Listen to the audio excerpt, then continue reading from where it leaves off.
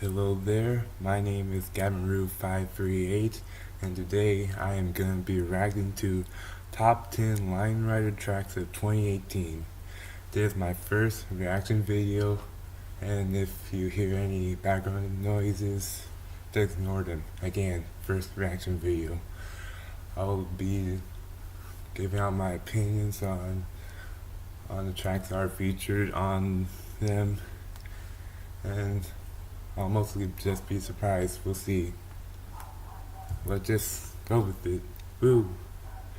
Again, no background noises. Hello, and welcome to the Line Rider community's top 10 tracks of 2018. This top 10 list was chosen by 6 judges, comprising of volunteers and some invitees within the Line Rider community. These tracks that's true. Tracks are not ranked 1 to 10, but are rather a group of 10 tracks that we felt stood out the most this year. Trigger warning: this is not a compilation of tracks. If you want to watch the tracks without commentary, feel free to click on the playlist in the description to give the creators the traffic that they deserve. Oh yeah, and if you're watching this before watching my okay, let me try again.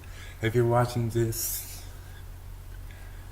before watching the actual top 10 Line Rider tracks of 2018, just watch the top 10 Line Rider tracks of 2018, okay? Okay, let's move on.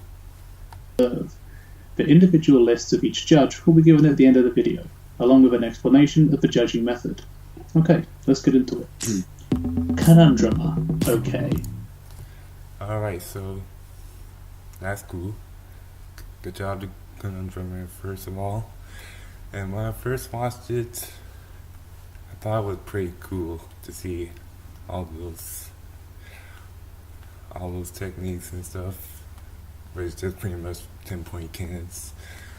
It's fun, happy beat, and it's quote-unquote okay. This track was an instant hit. Capitalizing on the 10-point cannon technique brought... Oh yeah, instant hit. It was also on the same day I released Taxicab. And for that, Taxicab wasn't a big hit. Sad. So sad. To the community by Jealous Cloud, Conundrum managed to make a track that was both technically astounding and entertaining for the casual viewer.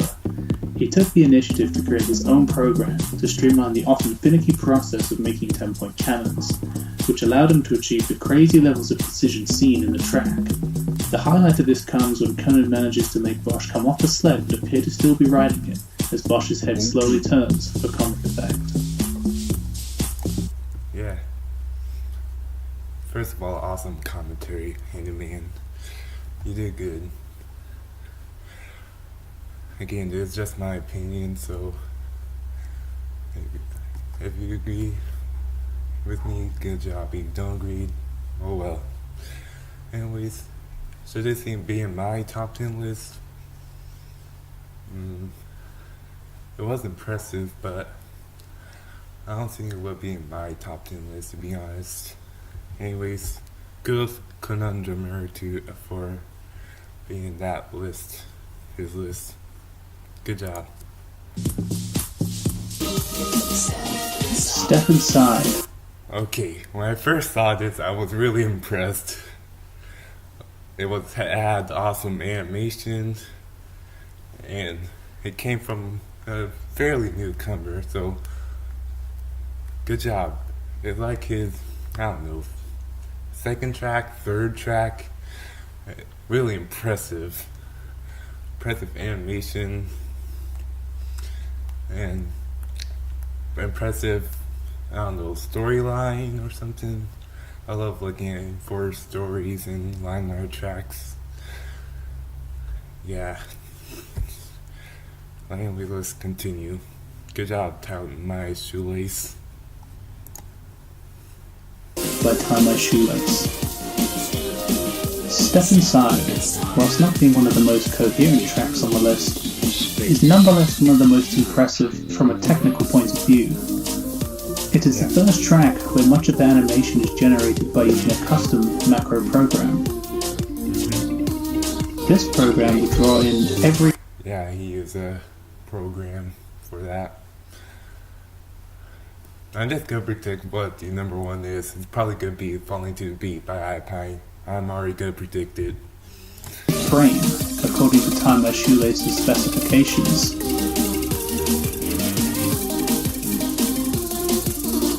Through this method, and also many tedious hours of hand-drawn work, he was able to produce some of the most impressive animations ever achieved. Yeah, really impressive, but the piano bit, I had perfect pitch hearing, so that kind of bothered me a bit. I can see why it kind of troubled him.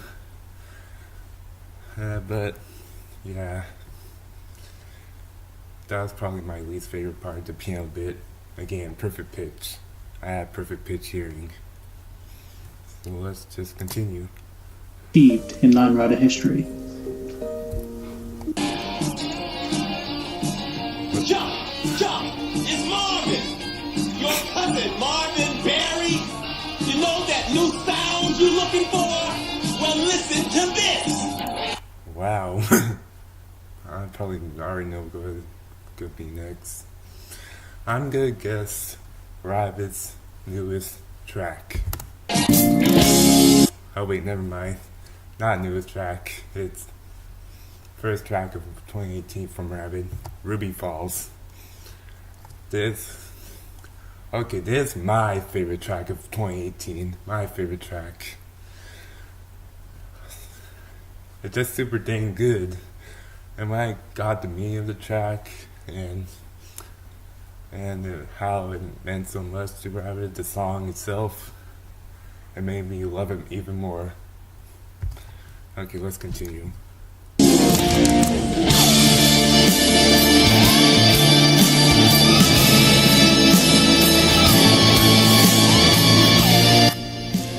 Ruby Falls by Rabbit Squirrel. Ruby Falls. Where to begin? This track kicked off that we have begun to term the year of the manual, and oh boy did it do it in style. Rabbit beautifully matches the feel and intensity of the song, switching effortlessly from theme to theme, sometimes ponderous and relaxed, sometimes playful, even cocky, and other times incredibly intense. This track was beautiful and engaging to watch, from start to finish. And it's aged well. A lot of tracks can quickly become lost to the so-called march of progress we tend to see in Line Rider, but this track will never lose that golden feeling that keeps viewers coming back for more. Yeah, but from what I saw from Rabbit DM'd me about his track one day, and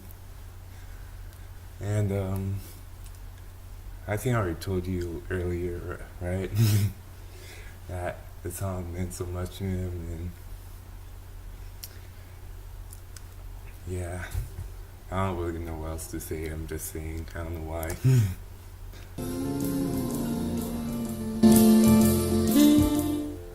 Release Me by Andrew Hess. I don't really think I saw that one that much. Saw it a lot. I probably saw it like twice or 3 times, and that's pretty much it. I probably should watch it after finishing this reaction video. From what I can remember, it was quite cool. Good job, Andrew Hess.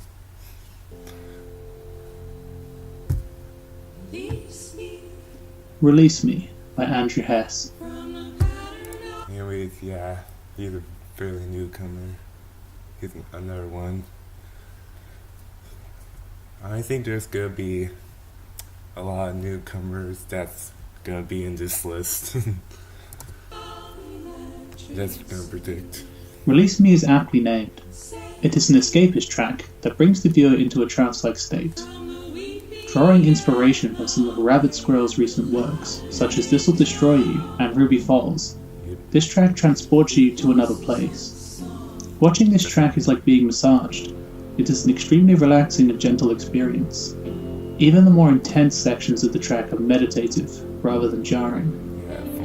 From a technical standpoint, the manuals don't match up to the standard set by some of the other tracks on this list. However, the manuals don't match up to the rather than jarring. From a technical standpoint, the manuals don't match up to the standard set by some of the other tracks on this list. Yeah, technical standpoint. For me, I'll really go on to technique.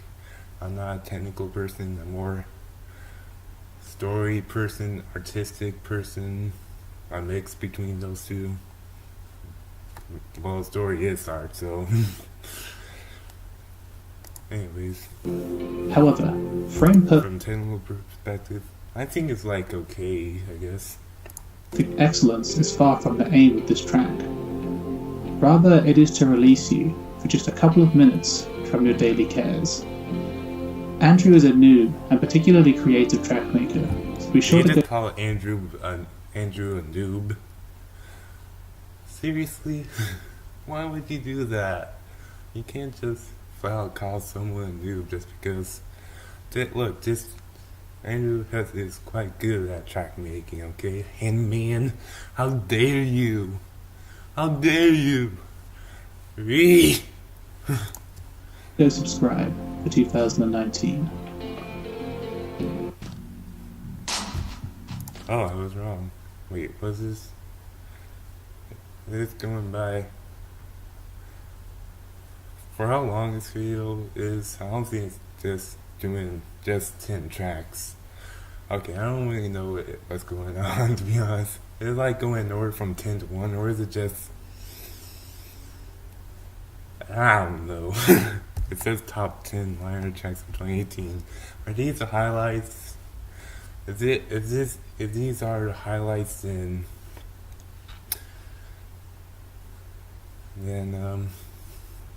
I guess we'll see what'll happen. iPie. Anyways, yeah, I think I was wrong about iPie. Falling to the beat. iPie is one of those guys that strive for perfection and pushes the envelope. If athletics has Roger Bannister, we have iPie. We've had a plethora of new techniques discovered in Line Rider in the last year. When I first saw this track, I was astonished. It was so impressive. Yeah, technical standpoint, it will impress everyone. Artistic, if going on artistic, like, okay, more story oriented. I can see it like, for some reason, it reminds me of Looney Tunes for some reason. I think, is that what he got from Looney Tunes? I don't know. That's what it reminds me of. But few have gone back to basics to reinvent the wheel, and that is what iPie did with Falling to the Beat. iPie's obsessive attention to detail is one of his best assets as a creator, as it results in a frame-perfect track. Smooth is a term we often use when describing pretty manual technique, but iPie is a step beyond this. His manuals are both smooth, perfectly balanced, and dynamic.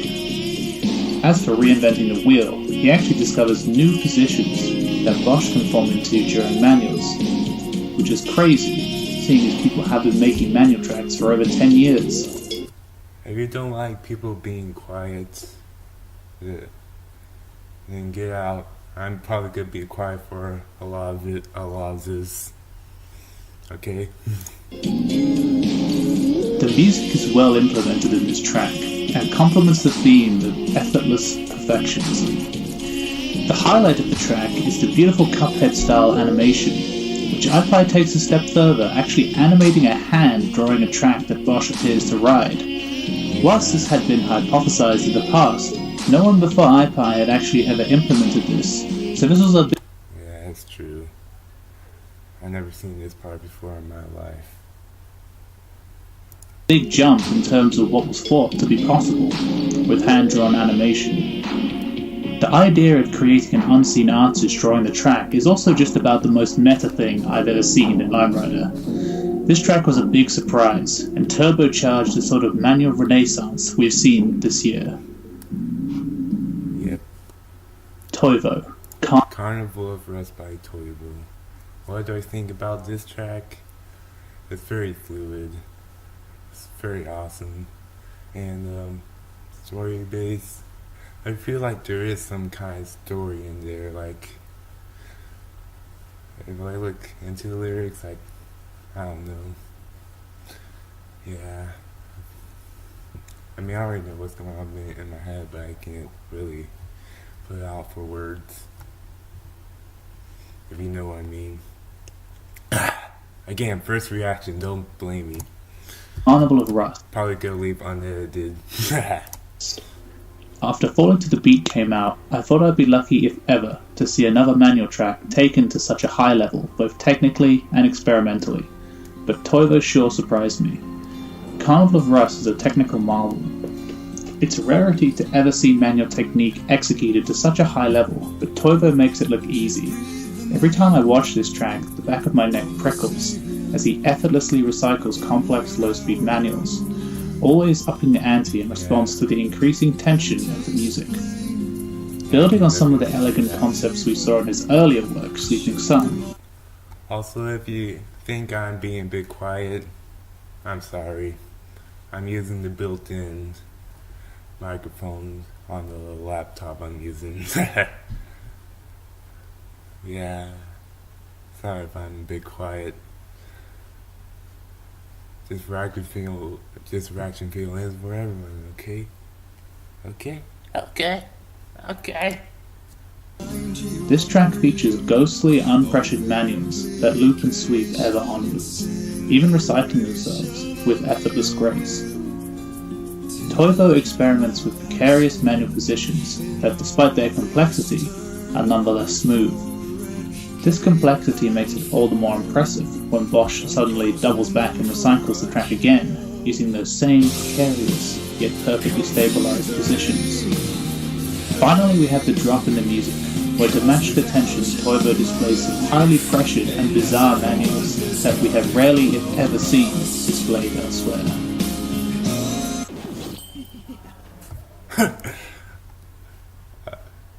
The Hammond did that on purpose. Just ignore the hiss from the cats. Anyways, the Hammond just do that on purpose. Just freaking stop it and put on Guess Who's Back? Back again. Anyways, Alpha Leon is good, really good track.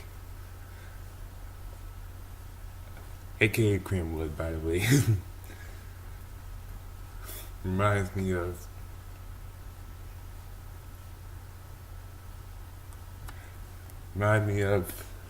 Modern Quirk and Early Quirk at the same time for some reason. Anyways, continue! Alpha Leonis. Guess Who's Back? Guess Who's Back by Alpha Leonis was a surprise in more ways than one. In a year dominated by manual tracks, Alpha's Quirk release was a throwback to earlier years. Told you. Practically retro these days. Alpha's track is nearly 4 minutes of post-ham wackiness, an attempt to bring back the intense Quirk-focused culture of the past. Certainly the nostalgia is real for some of the older members of the community, but hopefully this track can serve as both a window into the past and maybe as inspiration for the next generation of would-be Quirkers.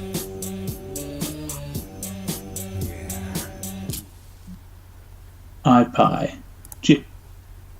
Yeah, Gypsy. I know this song.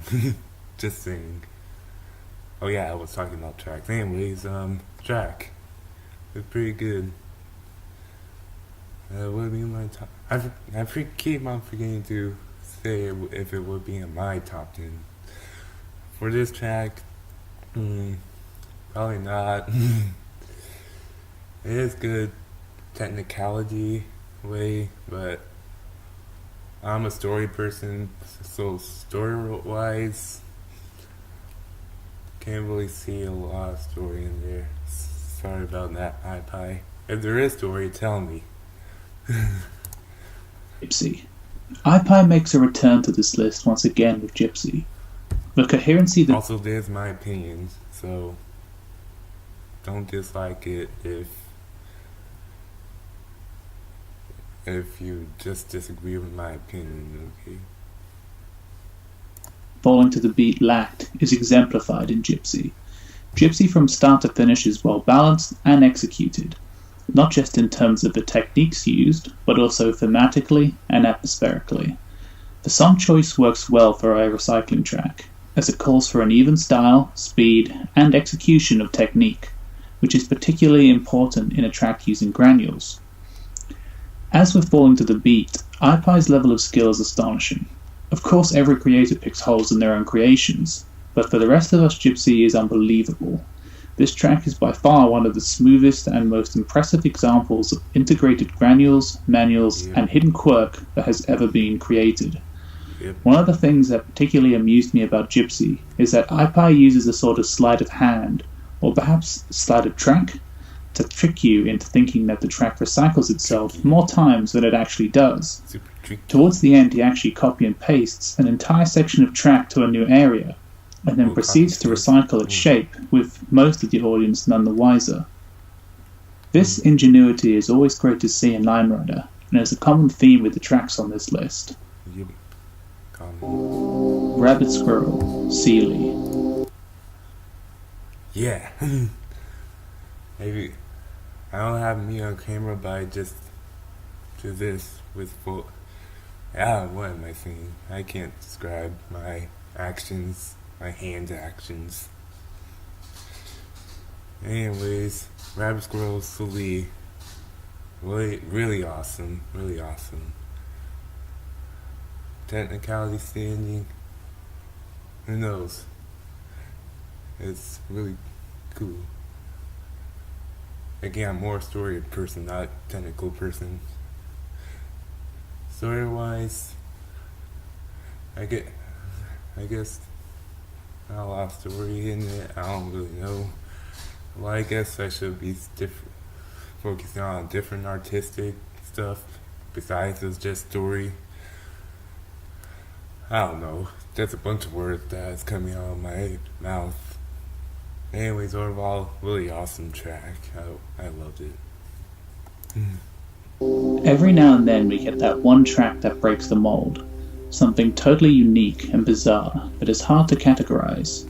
Sealy by Rabbit Squirrel is that track. Technique-wise, Rabbit sticks with regular flat sled, but it is the art that stands out.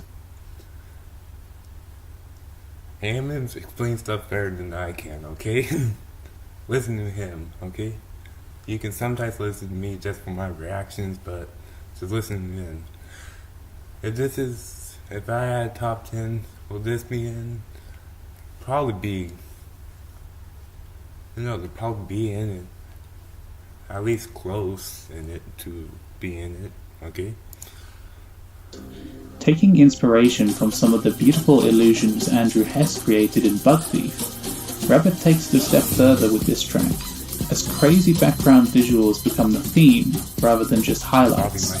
Bizarre music is matched by a bizarre landscape of shapes and harsh black bars.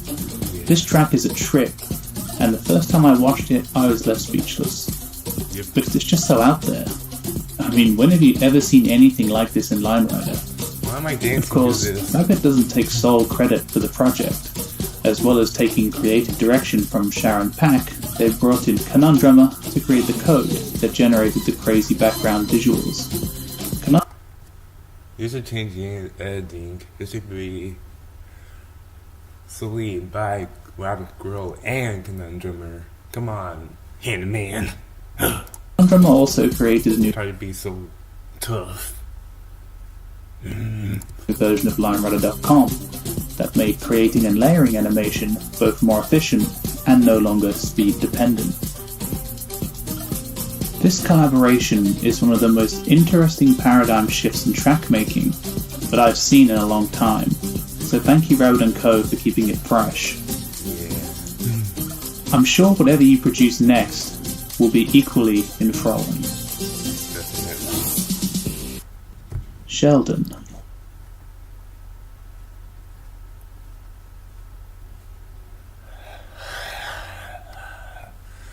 This is definitely in my top 10. It's so beautiful. Man, also, good. Congrats to Sheldon for being engaged and stuff. Woo! Yeah. It's just so dang beautiful. Yeah. Definitely in my top 10. Wonder of You. It doesn't play so. Okay. Never thought a Line Rider track could make you cry? You were wrong. If Ruby Falls kicked off Some reason it didn't make me cry. I'm sorry about that. I guess it's hard for me to cry, I guess. Don't worry, I'm emotional. I can be emotional. Ugh. the year of the manual, then this track certainly ended it. Wonder of You by Sheldon is a multi-layered masterpiece. Sheldon constructed the track as a novel way of proposing to his girlfriend Olivia, with the track depicting some of their most memorable moments carefully drawn into the track at just the right points. The track itself is brilliant, on both a technical and emotional level. We have the soft music that hits you right in the heartstrings, then we have the gentle manual style that flawlessly matches the music, showcasing extremely precise, complex, and well-timed techniques. Sheldon makes the track look effortless, but anyone watching can see he put his heart and soul into it, which makes it all the more impactful emotionally. The idea that someone took that much time, especially in a medium as limited as Line Rider, to show how much they really care about and appreciate another is hard-hitting and very emotional to watch. It makes the track far more valuable than the ring itself. Finally, we have the icing on the cake, the face cam.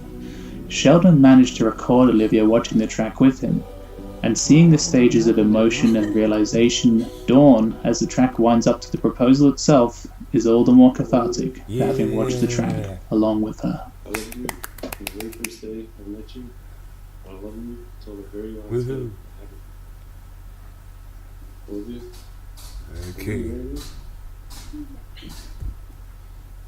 Okay, we got 3 minutes left. Judging. So, that's the top 10. Now here's how the judging worked. First, I put out a general invitation asking for volunteers. I then invited some other community members to round up Wait. asking for volunteers. That's me. Just saying. Then invited some other community members to round out the judging panel. We ended up with 8 members. Oh, that's me. Again. Hang on, let me...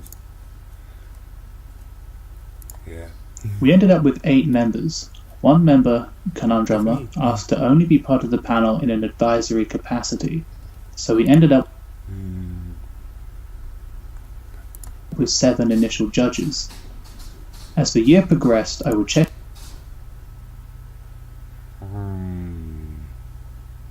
in with the group to see if they were keeping up to date with all the Land Rider releases. We had a Google document where each member put their personal top 10.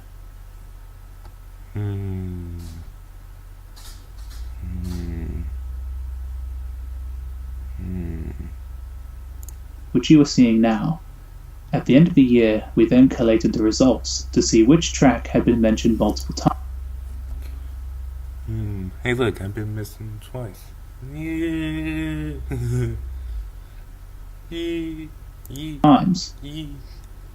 These tracks were then put into a Google poll, and the judges were asked to vote for their top 10.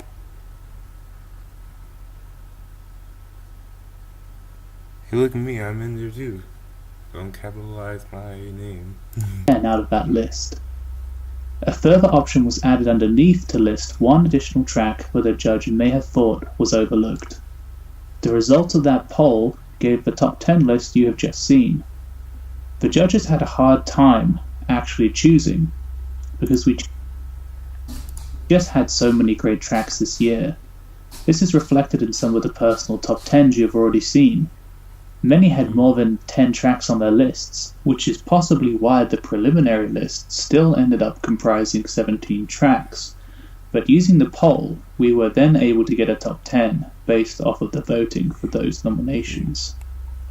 So, what were the limitations? This was the first year I've done this, and I think it turned out quite well, but there were certainly limitations that could be improved upon. I think perhaps the panel could have been slightly larger. The trouble is finding people actually willing to commit themselves to the task. This year we actually had one judge that actually ended up not voting at all, which is why there are only 6 individual lists instead of 7. Oof. Another problem is judges not staying with a final list of 10, which has the possibility of unfairly influencing the number of nominations for each track. Yeah. To prevent this in future, only the first 10 tracks on a judge's list will be considered. Another limitation is subjective bias. Line rider judging is all based on subjectivity. There is no objective best track, and everyone judging is swayed by their inherent biases. Therefore, balancing out the judging panel based on taste is important in judge selection. I think we had a pretty balanced top 10 this year, but this is still an issue to keep in mind. Another problem was that the judges were all aware of each other's top 10 as we entered them on a central Google document. This allowed for the possibility of conformity or people becoming influenced by others, which is something I would change in future so that all lists are private. The final limitation is that 10 is just not enough. If I do this again, it would definitely be a top 20. Ooh, 20. So, what were your favourite tracks? Do you agree with the list? Comment below and share your thoughts. Should I comment below? Nah, I'll save it for later. Anyways, wait, there's still 3 seconds left. Thanks for watching, and have a great day. I'll have a great day, don't worry about that. Anyways, goodbye, y'all. Of course, I don't agree with all of it, but the commentary is awesome. Good job, Handyman. You're good for today. Anyways, next reaction will probably be Rapid's top 10. And after that, I don't know, to be honest. Anyways, I guess I'll leave you. Bye.